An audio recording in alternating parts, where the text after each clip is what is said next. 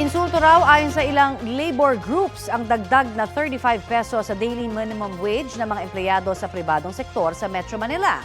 Sa panayam po ng unang balita sa Trade Union Congress of the Philippines, sinabi nilang may dagdag man, kulang pa rin daw ito sa pang-araw-araw na gastos ng mga manggagawa.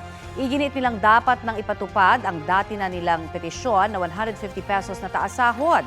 Nauna nang sinabi ng Department of Labor and Employment na marami ang naging batayan at konsiderasyon kaugnay sa idinagdag na 35 pesos. Kabilang raw rito ang mataas na presyo ng mga bilihin, pangangailangan ng mga manggagawa, pati na rin ang kapasidad ng mga negosyo. Tinitingnan din daw nila ang magiging epekto nito sa employment level at inflation sa bansa.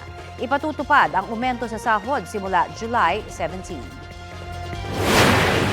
Yung karagdagan ay sa minimum wage o sa floor level. Entry level lang po ito. Right. Hindi po ito ang dapat na asahan na panggagalingan ng lahat ng pangangailangan ng isang manggagawa at kanyang pamilya. Crumbs lang po ito, barya-barya and crumbs to humiliate the workers. Malayong-malayo sa living wage na nakabubuhay na sa 645 pesos a day. That's only how much per month. Hindi ko talaga nakabubuhay yon. Kapuso, para sa mga maiinit na balita, mag-subscribe sa GMA Integrated News sa YouTube. Sa mga kapuso naman abroad, subaybayan nyo kami sa GMA Pinoy TV at sa www.gmanews.tv.